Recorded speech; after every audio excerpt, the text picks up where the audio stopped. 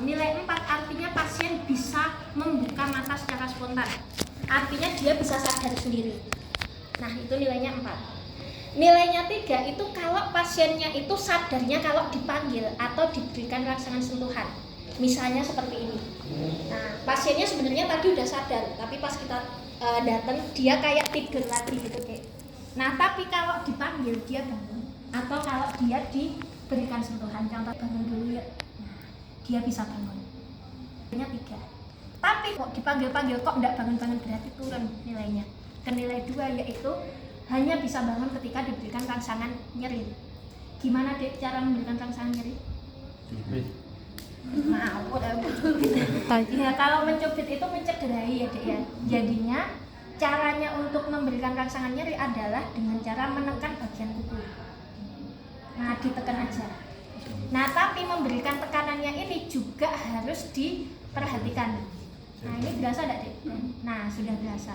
Nah, artinya dengan tekanan segini itu sebenarnya sudah cukup. Nah, jadinya kalau kalian memberikan tekanan itu jangan langsung nyet kenceng kayak gitu, jangan. Terutama mas-mas yang ada di sini. Karena dulu pernah ada kejadian pasiennya pasien koma. Jadinya awalnya dia tidak sadar sama sekali. Ada mahasiswa fisioterapi laki-laki yang waktu itu visit ke pasien itu. Mau ngecek apakah hasilnya memang masih koma atau ternyata sopor. Sopor itu kan tidur lelap gitu kan Dek. Nah, dia memberikan rangsangan nyeri. Tapi rangsangan nyerinya itu dia tidak kira-kira, langsung kenceng. Nah, ternyata kukunya patah. Jadinya gini, patahnya memanjang gitu Dek. Nah, bagusnya adalah apa kan nyeri ya. Nah, pasiennya kan berarti terangsang terus nyerinya. Itu kan bisa bangun sewaktu-waktu gitu kan. Nah, cuma itu kan tidak boleh karena mencederai pasiennya. Nah, apalagi pasien diabetes. Nah, pasien diabetes itu dia akan mengalami perubahan struktur kuku Dek, di mana kukunya jadi lebih kaku dibandingkan dengan kita yang orang normal. Kalau kita kan dia elastis ya Dek ya. Sebenarnya kalau kita pegang gini kan agak empuk gitu kan. Nah, tapi kalau orang diabetes nggak bisa gitu. Dia jadi keras. Nah, pas waktu itu fisioterapisnya laki-laki, tenaga kalian sebagai laki-laki itu kan luar biasa kenceng Dek. Kuat. Laki-laki itu tenaganya nggak bisa dibandingkan dengan kita yang perempuan. Kita udah empot-empotan melakukan seperti itu, laki-laki itu nggak seberapa karena memang tenaga mereka banyak. Nah, makanya kalian kalau mau memberikan rangsangan nyeri, latihan dulu Dek, terutama sama teman-temannya yang perempuan, karena perempuan lebih sensitif terhadap nyeri. Dicoba segini udah cukup atau belum? Oh, sudah berasa banget, berarti cuma segitu aja. Jangan dipaksakan dengan tekanan yang lebih kuat. Nek jo terus patah, nah itu nanti kan kasihan pasiennya gitu kan. Nah, seperti itu.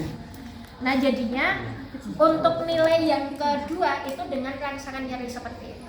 Nah, nilai mau dia dirangsang seperti apapun dia tidak banget nilainya sama.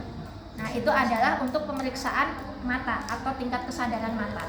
Nah, lalu untuk masalah verbal yang kedua, jadinya setelah pemeriksaan mata ada pemeriksaan verbal. Pemeriksaan verbal itu nilainya 5-1. Di mana nilai 5 itu ketika pasiennya bisa berkomunikasi dengan baik. Jadinya misalnya saya tanya, Mbak tadi udah sarapan belum? Sudah. Makannya pakai apa? Pakai sop. Nah, nyambung gitu Dek. Kita nanya apa, dia bisa jawab sesuai pertanyaan kita. Nilainya 5. Tapi turun ke nilai 4 ketika apa? Dia bisa ngomong jawab, tapi tidak sesuai pertanyaan kita. Jadinya misalnya, Mbak tadi udah sarapan belum? Tadi saya jatuh di kamar mandi. Ya, mentang gitu Dek. Nah, jadinya seperti itu. Dia bisa bicara, bicaranya lancar, tapi tidak nyambung, disorientasi. Nah, itu juga tidak bisa mendapatkan nilai maksimal, nilainya 4. Nilai 3 itu adalah ketika dia bisa membentuk satu kata tapi tidak bisa membentuk kalimat. Hal ini terjadi pada cedera otak yang menyebabkan gangguan gelombang pada otak.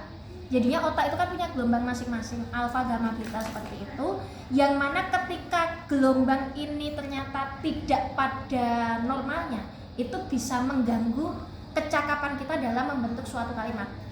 Nah, jadinya kita tidak bisa bikin satu kalimatnya, tidak bisa. Nah, contohnya kalian pernah lihat anak-anak speech delay. Nah, speech delay yang muncul karena kebiasaannya melihat sesuatu yang bergerak cepat dan juga warna yang terlalu mudah berubah-ubah. Jadinya misalkan ada anak kecil, dari bayi banget dia sudah ditontonin TV, ngelihat iklan, gambarnya gerakannya cepat banget. Gambar yang bergerak terlalu cepat itu akan mengubah gelombang otak anak-anak.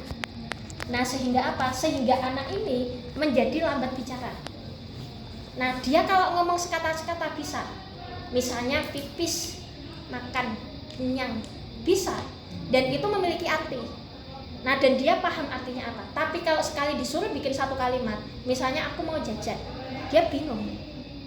Nah jadi itulah yang terjadi pada anak-anak speech delay, dan itu terjadi juga pada cedera otak yang menyebabkan gelombang otak itu juga mengalami gangguan.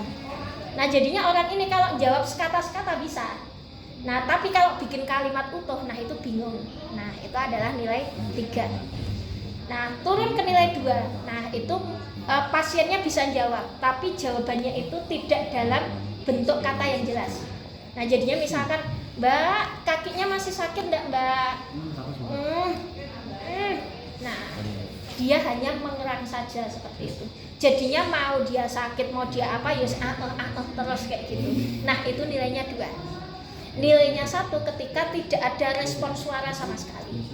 Nah, itu adalah untuk pemeriksaan verbal. Nah, yang agak ribet itu adalah di pemeriksaan motorik. Nah, di mana nilainya adalah 6-1.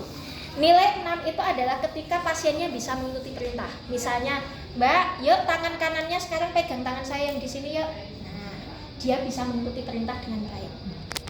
Nah, tapi turun di nilai 5 jika dia ini bingung. Jadinya gini deh, dia itu hanya bisa mengikuti perintah jika kita memberikan rangsangan di daerah yang memang kita ingin berikan perintah. Misalnya, Mbak, yuk tangan kanannya pegang tangan saya.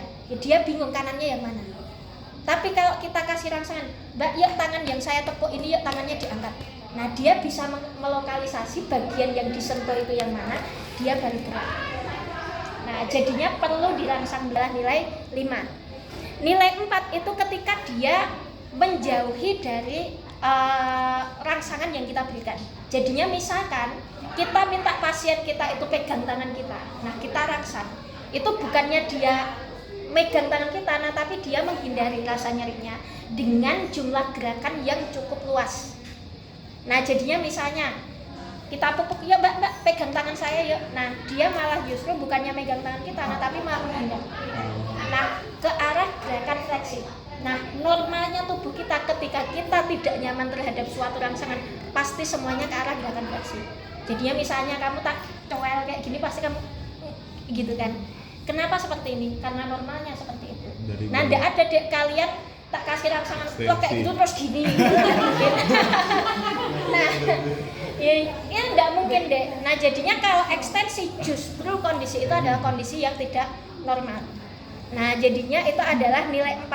Sedangkan nilai yang ketiga itu adalah nih, menjauhi rangsangan nyeri dengan jumlah gerakan yang lebih sedikit. Jadinya misalnya dek, kamu tepuk tangan saya. Nah, coba kamu tepuk sini. Nah, untuk nilai yang ketiga itu beda dengan nilai yang keempat yang tadi gerakannya cukup terlihat. Untuk nilai 3 itu gerakannya hanya sedikit. Nah, jadinya dia itu misalkan dikasih rangsangan di sini, ayo mbak ya tangannya yang di sini diangkat ya. Nah, kayak gitu dia menghindari. Nah, tapi gerakannya hanya sedikit. Nah, seperti itu. Itu nilai yang ketiga. Sedangkan nilai yang kedua adalah ekstensi abnormal. Jadinya dikasih rangsangan bukannya ke arah fleksi, dia malah ekstensi. Nah ini nilainya 2. Nah, jadinya dia langsung ekstensi gitu. Nah itu adalah refleks yang abnormal ya dek ya. Nah seperti itu. Nah lalu jika memang tidak ada gerakan sama sekali berarti nilainya 1. Nah jadinya besok kalian akan saya berikan skenario ini. Nah ini nanti akan kalian kerjakan masing-masing penilaiannya, nah nanti berapa, total jumlahnya berapa, serta interpretasinya. Seperti itu. Baik, sampai di sini GCS ada yang mau ditanyakan? Jelas ya dia? Nah, untuk beberapa poin misalnya seperti GCS ini ya, GCS, lalu pemeriksaan tingkat sesak nafas, nah itu hafalan deh. Jadi nek kamu ndak ngapal ke, itu tetap ndak bisa. Dan itu terjadi di teman-teman kamu yang sebelumnya tadi. Pemeriksaan tingkat sesak nafas yang seharusnya nilainya paling bagus, nilainya justru paling jelek. sangat jelek. Karena apa? Nggak dihafalkan sama sekali. Kita jangan ngira kita itu orangnya pinter deh. Nek kita itu pinter, masuknya UGM. Nah, ya, kita tahu deh, kita kemampuannya itu terbatas. Nah, karena kita tahu kemampuannya terbatas, otomatis kita jangan cuma baca toh, baca, habis itu udah. Nek anak UGM baca gini, dia masuk semuanya di sini. Masuk sampai ke akar-akarnya gitu, masuk semuanya, kayak di scan gitu. Nah, tapi kalau kita harus dihafalkan berkali-kali. Nah, enggak apa-apa dek, yang penting kita usaha. Nah, kayak gitu. Daripada membacakan, saya pasti bisa. Nah, ternyata sekalinya praktikum, Bu,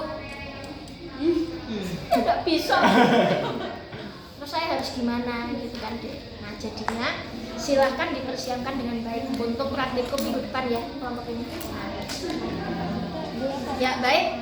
Mungkin sampai di sini saja untuk skill kita hari ini. Nah, semoga persiapannya itu matang